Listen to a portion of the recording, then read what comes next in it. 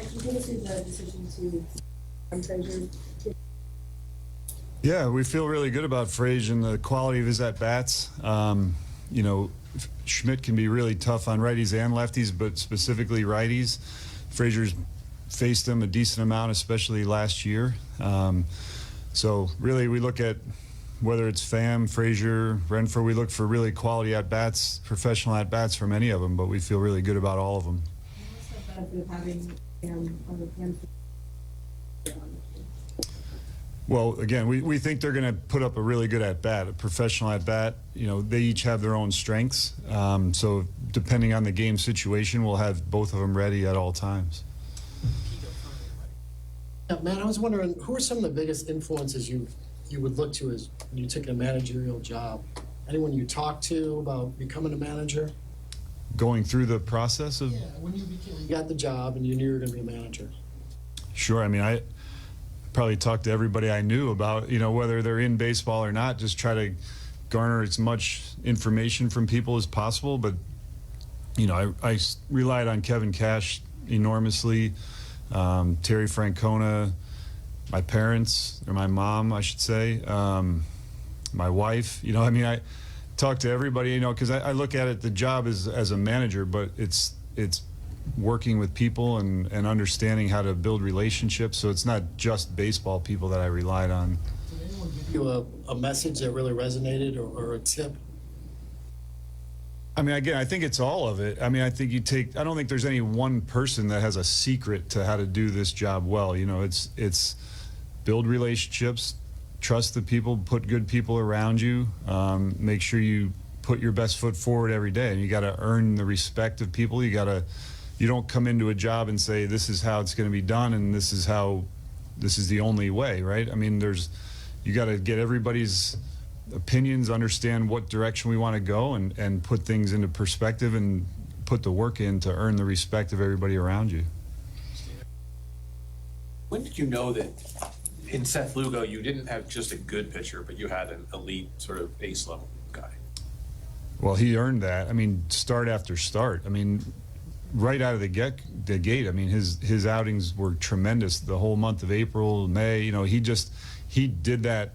He showed us what he was going to be. You know, I don't think there was one day where he said, okay, he is Cy Young candidate or he is an ace. He just kept putting quality start after quality start together. What are some of the biggest things that make him that way? Preparation, determination. I mean, the story's been written a bunch of times about how the belief in himself that he wanted to be a starter and he thought he would be a good starter. He's shown that, you know, even going back to last year, he put a bunch of quality starts together.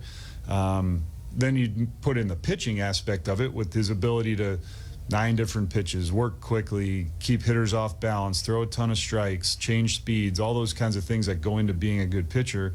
And he does them time after time after time.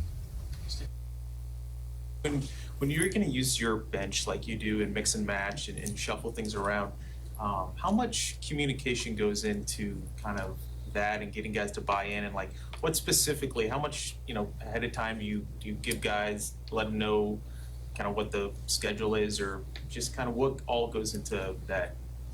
Well, I mean, I think it starts early in spring training. I mean, look, we're built to use this whole roster. It's not 9 stars and that's it. We're going to use everybody, and then you have to live that day by day. There's opportunities in almost every game to, whether it's pinch hitting, defensive replacements. Now you have to have the right people in place that can be versatile and that can pinch run or go play multiple positions. You know, as far as the communication, we tell everybody the day before who's playing. We tell them what position they're playing the day before, and then in game, Paul Hoover is several innings ahead, thinking about, you know, hey, stay ready for 2 innings from now. Like if they go to this guy, you'll be somebody that's considered to pinch hit here, or be ready to run. You know, and now that we're into October, guys have seen this for months at a time, so they understand kind of how things go now.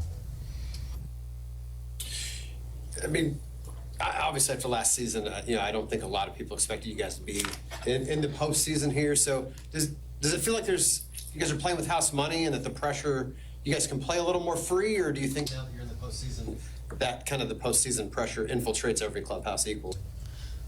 Well, I can only speak to ours. I mean, I think our guys played pretty freely all year, and I think that's something that's continued. And I don't think that's because of anyone on the outside's expectations. I think our expectations were high for ourselves coming into spring training.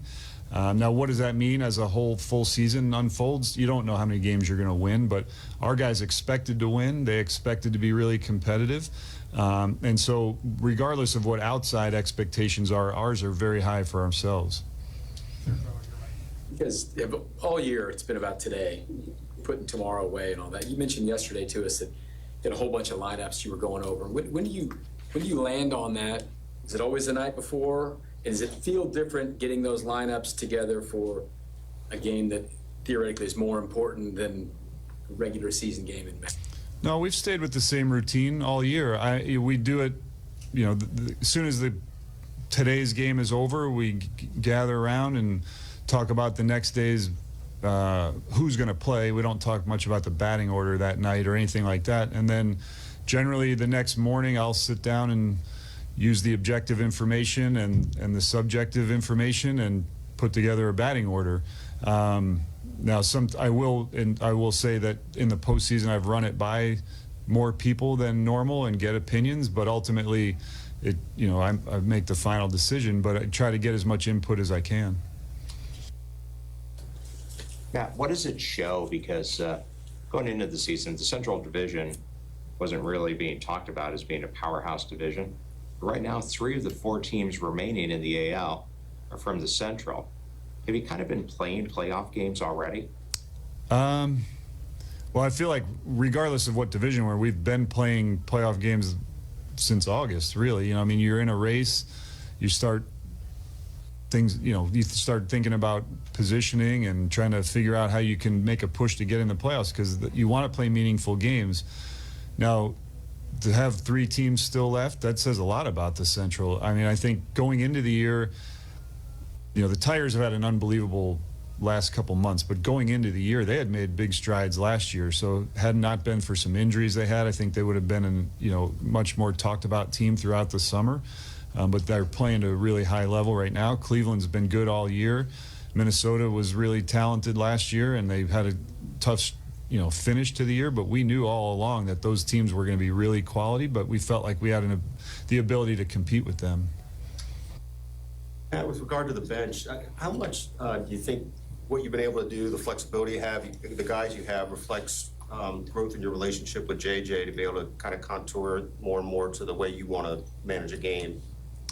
Well, I think tremendously, but I think he was on board with that from the interview process. I mean, I think they tested me pretty tough on those decisions. How are we going to use a roster? Because a lot of it's finance, but a lot of it is philosophy too. Because my belief is, you got 26 guys in there. They're all major league players, and I don't view it very much as they should just sit there and never play. I think that's not smart for clubhouse chemistry in our case. I'm not saying everybody needs to do it that way, but it's also not smart for physical health going through the course of a full season that way. Manager Q, the wildcard teams have had a lot of success, especially against the division winners who've had a week off. Can you pinpoint anything that maybe would give wildcard teams an advantage in this new format scenario? I mean, you come out of a pressure situation. Like, I can only speak to ourselves in Baltimore, 2 one-run games. The guys are fired up the whole time. They get to celebrate.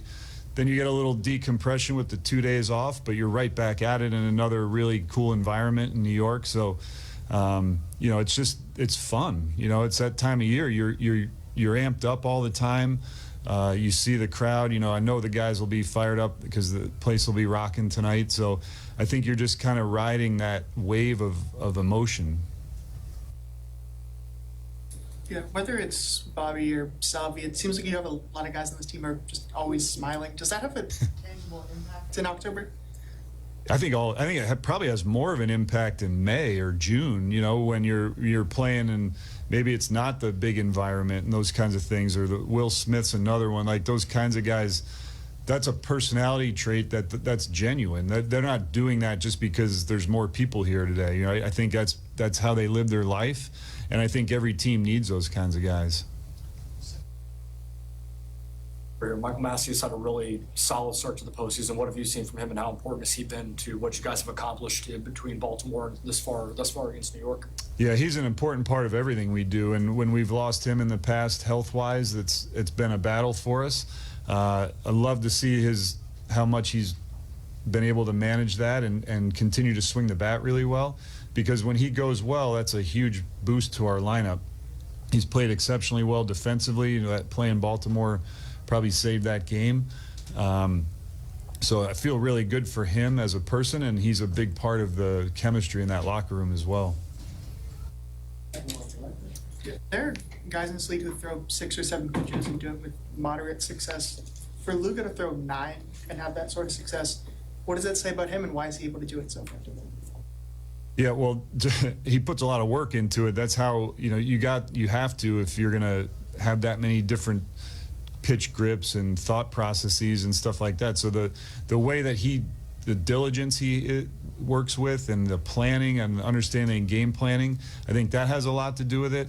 I think his understanding of the opposing swings is a big part of it as well. And, you know, he's been around the league for a while now, so he has a really good feel not only for what he does, but for what the opposing hitters do too. How significant is it to have someone like Salvador Perez that has been through these home game moments where he can kind of help with the emotions of, you know, how the environment might feel early in the game and kind of settle the guys down?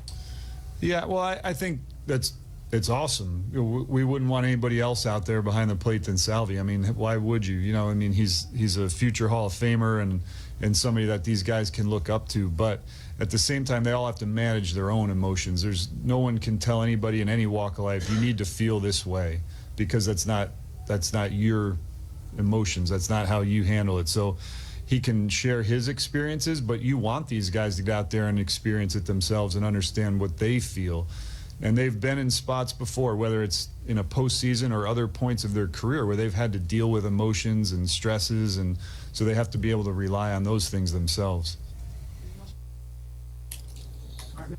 All right, thank you.